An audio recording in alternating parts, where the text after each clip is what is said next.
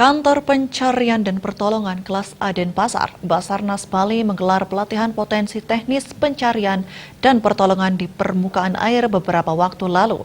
Pelatihan yang melibatkan 50 peserta dari berbagai instansi pemerintah dan stakeholder ini dilaksanakan di ruang Jempiring Gedung BPSDM Provinsi Bali.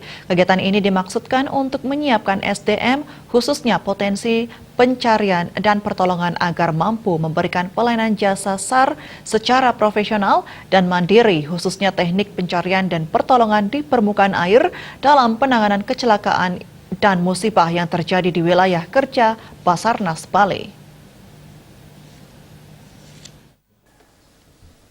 Dalam sambutan Wali Kota Denpasar yang dibacakan Asisten Pertama Bidang Pemerintahan Imade Toye, disampaikan banyaknya aktivitas di sektor pariwisata khususnya di Kota Denpasar tentu akan meningkatkan kerawanan terjadinya hal-hal yang tidak diinginkan seperti kecelakaan dan kondisi lainnya yang membahayakan manusia seperti orang terseret arus dan tenggelam di laut. Menurutnya, kerawanan ini harus diantisipasi pemerintah pusat dan pemerintah daerah. Pelatihan ini merupakan wujud keseriusan pemerintah dalam menanggapi peningkatan kompetensi bagi potensi SAR, khususnya di Kota Denpasar dengan melihat dari tingkat kerawanan tersebut. Jadi kami mengapresiasi apa yang dilakukan oleh Kepala Kantor Pencarian dan Pertolongan Kota Denpasar karena ini sangat penting sekali. Jadi yang pertama kita melihat situasi dan kondisi mulai dari pandemi COVID ya. Kemarin, kemudian tidak hanya pandemi COVID, jadi bencana-bencana yang lainnya juga ada. Jadi potensi ini betul-betul kami harapkan. Di sisi lain, Kepala Kantor Pencarian dan Pertolongan kelas A Denpasar, Gede Darmade mengatakan, sesuai Undang-Undang Nomor 29 Tahun 2014 tentang pencarian dan pertolongan, Basarnas memiliki kewajiban melaksanakan pembinaan potensi SAR ke semua kalangan di seluruh penjuru tanah air. Salah satu upayanya adalah dengan melakukan kegiatan pelatihan teknis bagi potensi air.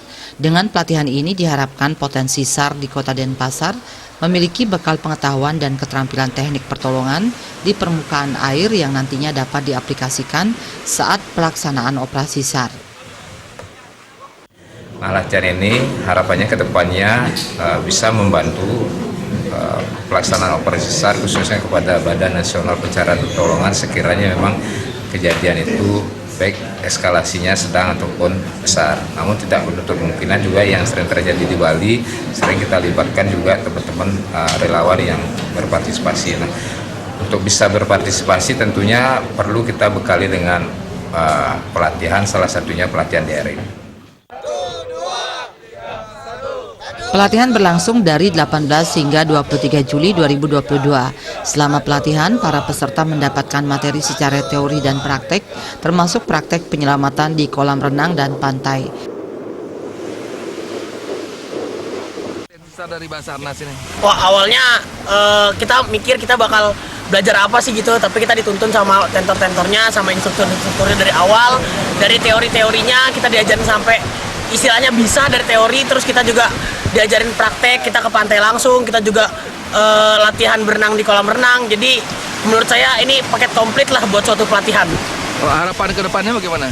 Harapan ke depannya yang pasti itu tiap tahun ada dengan metode-metode yang lebih menarik lagi.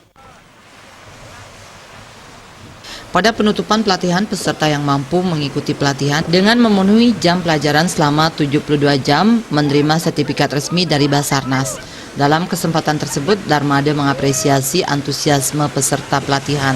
Peserta juga diimbau untuk mengaplikasikan teori dan praktek yang telah diterima saat pelatihan, khususnya saat terjadi operasi pencarian dan pertolongan. Humas Basarnas Bali